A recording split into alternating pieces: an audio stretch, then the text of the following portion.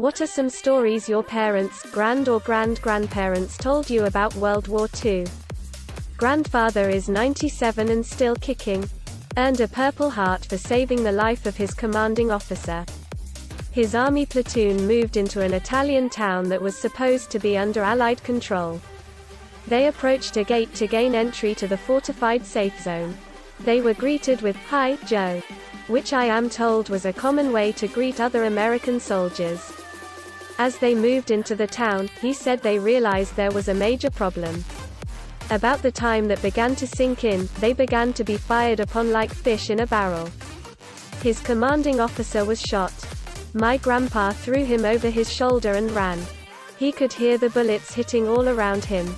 He sprinted towards a dam of some sort, as he tells it. Right as he reaches the ledge, he gets shot in the leg. Falls over the ledge, but they are carried to safety by the water. Everyone else from his platoon died there in what was essentially a massacre. That's the short version of it. I love my grandpa. When the war was basically over, my grandpa, who was about 10 years old at the time, was given a rifle by an officer, and he and a friend were told to wait in the woods and shoot at American soldiers once they arrived. So they waited and hoped no soldiers would come, but eventually the Americans arrived in a truck and saw the two boys. The boys were shaking in fear and pointed the rifles at the truck. A soldier came out, walked towards the kids, took the rifles and slapped the boys. Then he went on to give them chewing gum, and the boys were put into the truck and were driven home. I actually went to see my granddad yesterday, who's just opted out of chemo for a recent cancer diagnosis and only has a few months left. He was a 12-year-old during the Battle of Britain and was hop-picking in Kent for most of it. For the first time in my memory, he seemed keen to offload story after story. What's interesting is that, apart from the fear of bombs or doodlebugs, V1s, it was mainly a grand adventure for him and his friends. He said that whenever a plane came down, kids would ride for miles to get to a crash site. Silk from parachutes was pretty valuable and could be sold, bartered to make into underwear, and they used to make rings for the girls out of cockpit glass, I think. I didn't interrupt to clarify that part. If an American plane went down, there was a particular race to get to any of the surviving crew because they were renowned for giving the kids lots of really cool sweets and chocolate. Standard practice in school was to hide under your desk if a doodlebug was spotted coming over. There was always somebody on lookout on the school roof. My grandmother pitched in here with the time a doodlebug came down in the field outside her family farm. She was younger than my granddad, so was a little girl at the time. When everybody heard the engine conk out, you had to run for the Morrison shelter in the house. For the first time ever, she found the front door locked and couldn't get into the house. The force of the explosion picked her up and threw her against the side of the house. But she survived, obviously because I exist. The crater is still there to this day. Whenever aerial combat took place overhead, everybody would run for the ditches around the hop fields in case of stray machine gun rounds. Apart from one particular hop-picking family who would just carry on regardless. Although rare, he remembers one woman getting hit by a stray machine gun round from above and killed. German planes would often drop any leftover bombs and empty their rounds into farms and fields on their way home. Seems pretty savage. One time, one of these planes came down near a hop field, and unfortunately for one of the surviving German crew, one of the hop pickers was an ex-professional wrestler who went by the name of the Iron Duke. He promptly gave him a pounding and sat on him until some troops arrived. There was so much more, and I wish I'd got these stories out of my grandparents so much sooner than I did. I didn't go down there to document their war experiences, they just spilled out the second I sat down, and I got the distinct impression that he felt the urgency to tell them as much as I felt the urgency to listen intently. Spend time with your grandparents, kids.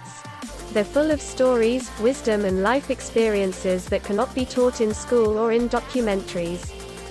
There's something so much more tangible about a loved one telling the intricacies of life in a different time.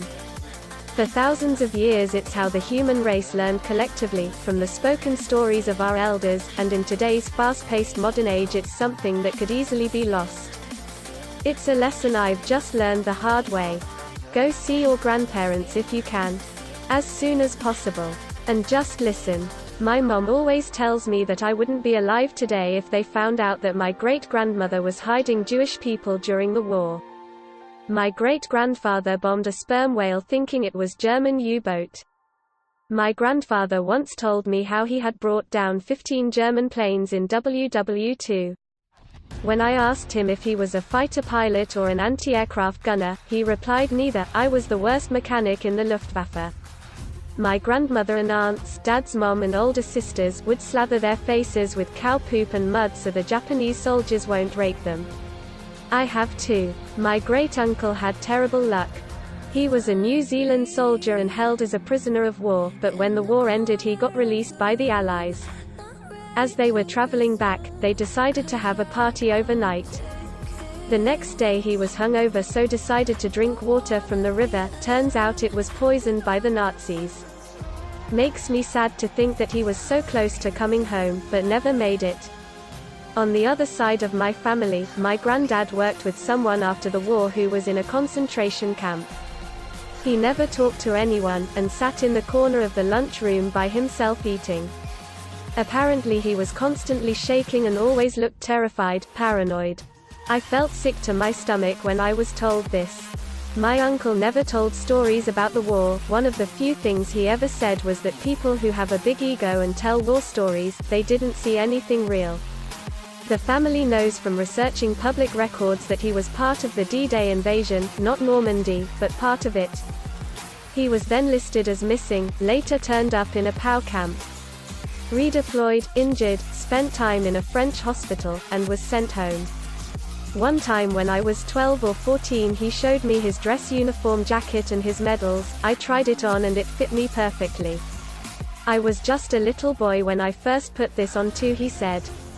In hindsight, I think he wanted to talk about it, but just couldn't. It troubled him for his whole life. After he died we came upon a box of stuff he had kept from the war. There were Nazi flags all damaged, SS armbands, SS medals, and small boxes containing pictures of other people's families. There are also sketches I have to assume were drawn by him of places in France, and people I guess he knew. I have no idea where he got this stuff other than from the corpse of a Nazi soldier. But he kept it all, don't know why. I have no delusions that he was some badass war hero. In fact he would probably yell at somebody for talking like that, the very idea of war heroes. He was a regular guy, private first-class US Army, barely spoke of it ever since, and kind of hated people who did. My great-grandmother's younger brother was killed as a child, along with most of the family, and they buried him.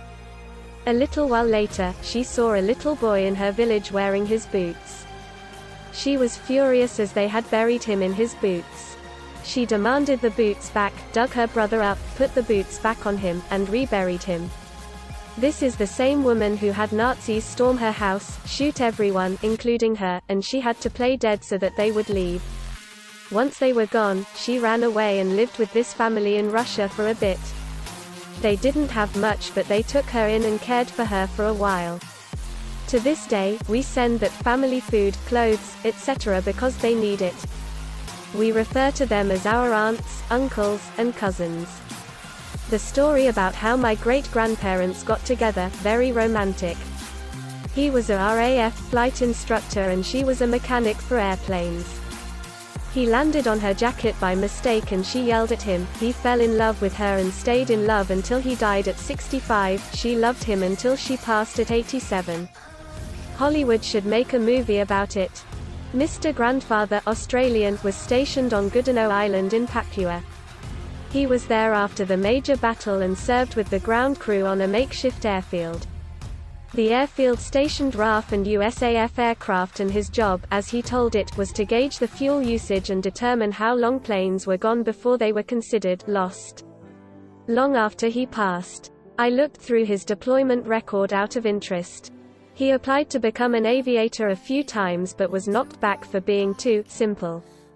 My grandfather was around 10 years old by the end of the war and living in rural northern Germany.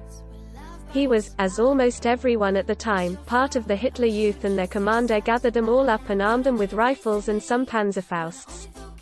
Shortly before leaving for Hamburg, a high-ranking Wehrmacht officer approached the group and asked the Hitler Youth leader what the hell they were doing there. The group leader apparently answered that he wanted to free Hamburg with his group. The officer just took the man outside of sight of the boys, shot him, then went back to the boys and told them to get the hell away from there. Thanks for watching. What would be your response? Leave it in the comments and see what the others say. Please also like and subscribe if you enjoyed the video. Until next time, take care.